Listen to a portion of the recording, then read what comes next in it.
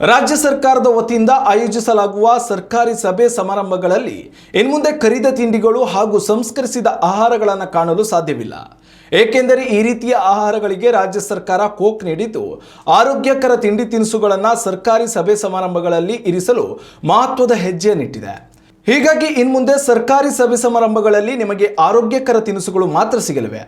ಹೌದು, ಜನರಿಗೆ ಪೌಷ್ಟಿಕಾಂಶದ ಬಗ್ಗೆ ಅರಿವು ಮೂಡಿಸುವ ಹಾಗೂ ಜಾಗತಿಕ ಮಟ್ಟದಲ್ಲಿ ಬೇಡಿಕೆ ಹೆಚ್ಚಿಸುವ ದಿಶೆಯಿಂದ ಸರ್ಕಾರಿ ಸಭೆ ಸಮಾರಂಭಗಳಲ್ಲಿ ಇನ್ಮುಂದೆ ಸಾವಯವ ಧಾನ್ಯಗಳಿಂದ ತಯಾರಿಸಿದ ತಿಂಡಿ ತಿನಿಸುಗಳನ್ನು ಬಳಸಲು ಸಲಹೆ ನೀಡಲಾಗಿದೆ.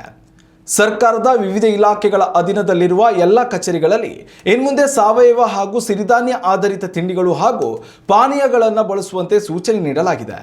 ಇನ್ನು ಇಂತಹ ಸಭೆಗಳಲ್ಲಿ ಹಣ್ಣು ಹಾಗೂ ತರಕಾರಿ ಆಧಾರಿತ ಸಲಾಡ್ಗಳಿಗೂ ಅವಕಾಶ ನೀಡಲಾಗಿದೆ. ಇದಕ್ಕಾಗಿ ಪಟ್ಟಿಯನ್ನು ತಯಾರಿಸಲಾಗಿದೆ. ಸಿರಿಧಾನ್ಯಗಳ ಕುಕ್ಕೀಸ್, ಸಿರಿಧಾನ್ಯಗಳ ಮೊಳಕೆ ಬರಿಸಿದ ಬಿಸ್ಕತ್ತು, ಬೂಂದಿ, ಜೋಳದ pops, energy bar, ribbon pakoda, kodubale, muruku ಸಿರಿಧಾನ್ಯಗಳ ಕ್ರಂಚ್ ಬಾರ್, ಮಸಾಲಾ ಕುರುಕಲು ತಿಂಡಿ, ಸಿರಿಧಾನ್ಯಗಳ ಪಫ್, ಕುರುಕಲು ಮಿಕ್ಸ್ಚರ್, ರಾಗಿ ಬೆಲ್ಲದ ಬಿಸ್ಕತ್ತುಗಳನ್ನು ಸಭೆ ಸಮಾರಂಭಗಳಲ್ಲಿ ಬಳಕೆ ಮಾಡಲು ರಾಜ್ಯ ಸರ್ಕಾರ ನಿರ್ದೇಶನ ಮಾಡಿದೆ. ಈ ಮೂಲಕ ಪೌಷ್ಟಿಕಾಂಶ ಆಹಾರ ಸೇವನೆಯ ಮಹತ್ವವನ್ನು ನಾಡಿಗೆ ಸಾರುವುದು ರಾಜ್ಯ ಸರ್ಕಾರದ ಉದ್ದೇಶವಾಗಿದೆ. ಉತ್ತಮ ಸಂಸ್ಕಾರಯುತ ಶಿಕ್ಷಣದೊಂದಿಗೆ VSS English medium CBSE school Udupi Muddur.